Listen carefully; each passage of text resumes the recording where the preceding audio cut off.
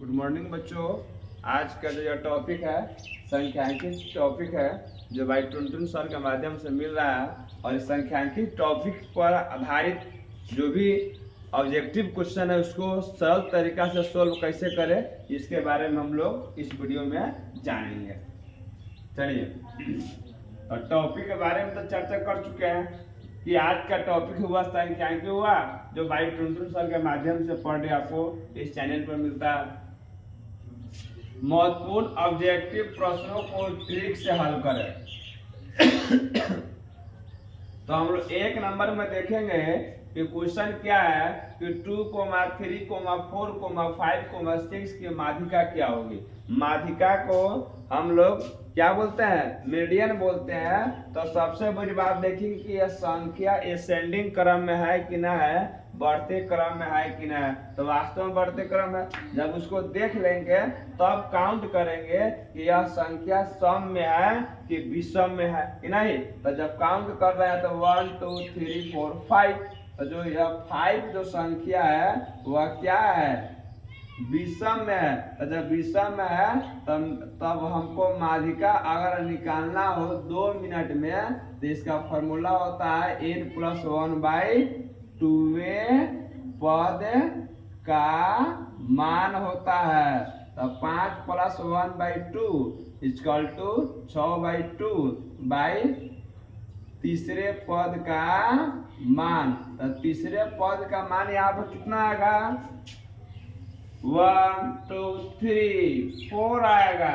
तो जब यहाँ 4 आएगा तो ऑप्शन में हम लोग देखेंगे कि 4 कहाँ पर लिखा हुआ है। तो ए नंबर में 2 है तो इसके तो जीवन में कभी नहीं होगा। बी नंबर में 4 है तो यह इसका राइट आंसर होगा। सी में 3 है तो 3 कभी नहीं होगा। डी में 5 है तो 5 कभी नहीं होगा। क्यों नहीं होगा, क्योंकि तीसरे पद का मान हमको इसका माध्य होगा। तो तीसरे का स्थान पर 4 आ रहा है तो 5 क्या करेंगे कि नहीं, 3 क्यों करेंगे, 2 क्यों करेंगे। जब स्पष्ट हमको जब रिजल्ट आ गया कि तीसरे पद का मान ही इसका माध्य का होगा तो हमको 4 आ रहा है तीसरे का स्थान पर। 4 जिस ऑप्शन में रहेगा उसी को क्लिक करेंगे। तो इस माध्यम से हमारा ऑप्शन बी नंबर इसका राइट हुआ। सेकेंड नंबर क्वेश्चन को देखेंगे, वर्ग अंतराल का वर्ग चिन्ह निकालना है कि नहीं। तो इसका भी शॉर्ट ट्रिक है कि जब वर्ग चिन्ह अगर आपको निकालना हो तो आगे करना होगा, ऊपरी सीमा प्लस निम्न सीमा बटे 2 कर देना हो। किसी भी वर्ग अंतराल का वर्ग चिन्ह निकालना आ रहा है, 10 से 20 हो, 5 से 10 हो, 20 से 30 हो, 30 से 40 हो। तो ऊपरी सीमा कितना है इसमें, 20। अरे भाई, ऊपरी सीमा का मतलब होता है सबसे बड़के वाला नंबर और निम्न सीमा का मतलब होता है सबसे छोटा वाला। तो 20 + 10/2 तो 30/2 जिसको घटाएंगे तो कितना आएगा, 15 आएगा। तब अब देखेंगे कि चारों ऑप्शन में 15 कहाँ लिखा हुआ है। तो ऑप्शन ए में 5 है तो यह जीवन में कभी नहीं होगा। ऑप्शन बी में 20 है तो ये भी नहीं होगा। ऑप्शन सी में 10 है तो ये भी नहीं होगा। और लास्ट में क्या है, वही है जो हम चाह रहे हैं, 15 है। अब देखिए यह जो बोर्ड में इस तरह का ऑप्शन क्यों देता है इसके बारे में समझिए। क्योंकि यहाँ 10 से 20 दिया हुआ है तो बच्चा को फंसाने के लिए पहले ही यहाँ सी में 10 दे दिया है ताकि बच्चा को लगे कि चलो 10 या 20 में से कौन एगो होगा कि नहीं। 20 भी उसने दिया है, चलो 10 ना हो तो 20 होगा। दूसरी का यहाँ पर अदर भाई 5 ऑप्शन दे दिया कि 5 × 10 और 5 × 20। चलो ये क्योंकि बच्चा को फंसाने के लिए 5, 20, 10 ऑप्शन दिया हुआ है क्वेश्चन से रिलेटेड।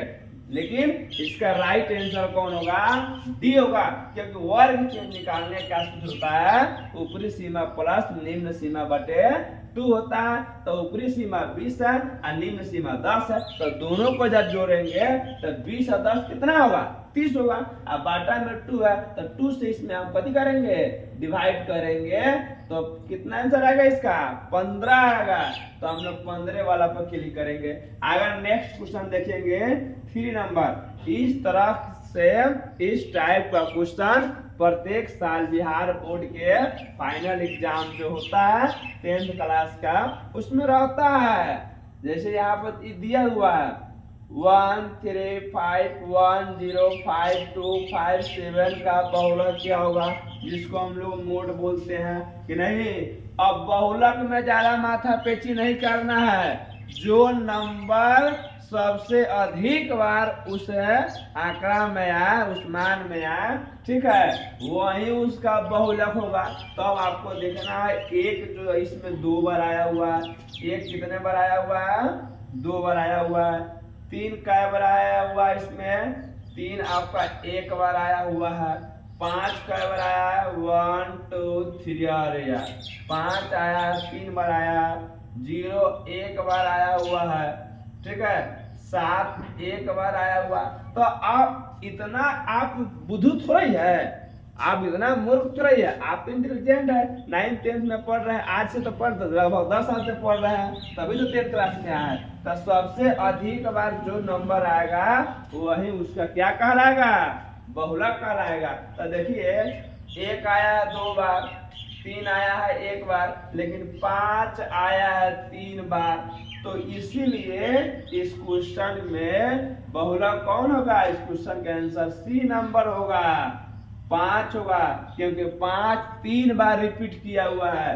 ए नंबर तक कभी नहीं होगा क्योंकि बहुत कम बार आया हुआ, बी नंबर भी ना होगा और डी नंबर भी ना होगा।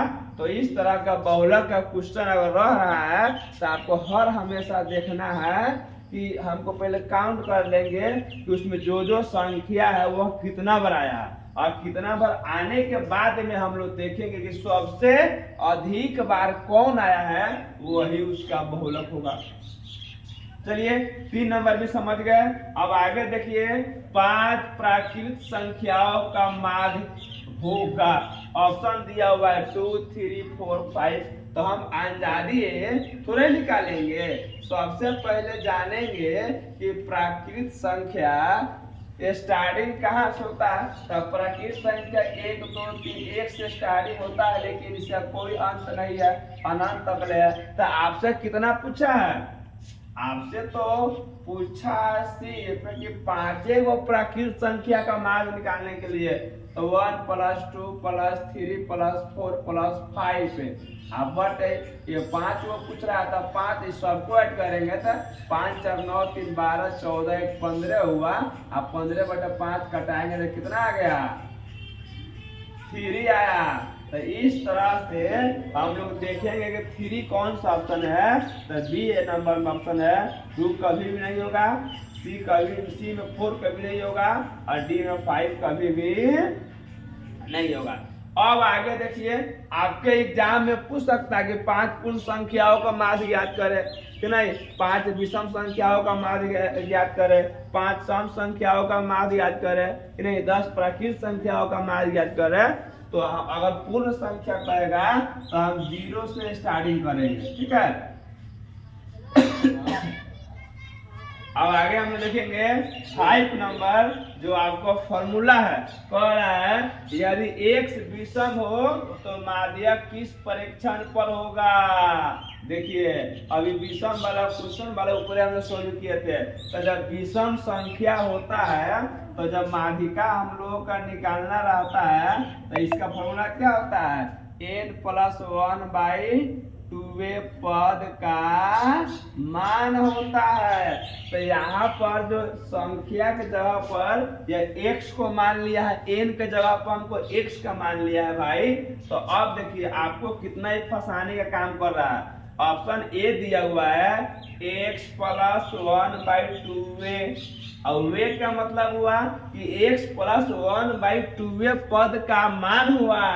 बी में दिया है x/2 पद, सी में दिया हुआ है x/2 और इंटू x/2 + 1वें पद का औसत मान। औसत को ही हम लोग एवरेज बोलते हैं। और डी में दिया है इनमें से कोई नहीं। तो ऐसा तो नहीं ना है कि इस क्वेश्चन के आंसर चारों हो जाएगा, कभी नहीं कि नहीं, इम्पॉसिबल है कि नहीं, पॉसिबल नहीं है। कभी भी ऑब्जेक्टिव क्वेश्चन का आंसर 4 में से कोई न कोई एक ही होगा कि नहीं। अब हम लोग देखेंगे कि विषम संख्या वाला, तो विषम संख्या में जब रहता है तो ई वाला फॉर्मूला होता है n+1/2 पद का मान। ठीक है, तो हम लोग n के जगह पर x दिया हुआ है, तो हम लोग देखेंगे कि n+1/2 पद के रूप में कौन सा ऑप्शन है भाई। तो देखिए n के जगह पर x कर देंगे +1/2 पद। अरे यार फर्स्ट टाइम हमको मिल गया। अच्छा चलो, अब फर्स्ट टाइम में मिल गया तभी भी हम लोग 3 ऑप्शन देंगे, x/2 पद, या तो किसी चीज का भी फॉर्मूला नहीं है, x/2 और x/2 +1 में पद का औसत मान मूर्खाधीश, यह तो सम संख्या रहता है तब इसका उपयोग होता है। और जब 3 गो को टच किए और 3 गो में जब एक आंसर है तो हई हमको गधा बनाने के लिए दे दिया है कि इनमें से कोई नहीं, ये कहाँ से समझ आएगा। इसलिए ऑप्शन नंबर कौन होगा, ए नंबर होगा इसका ऑप्शन। तो इस तरह से आपको संख्यांकी चैप्टर से अगर ऑब्जेक्टिव क्वेश्चन आ रहा है कि नहीं, माद, मादिका, बहुलक, वर्ग चिन्ह चाहे वर्ग अंतराल वाला, तो आप लोग इस ट्रिक के माध्यम से सोल्व कर सकते हैं।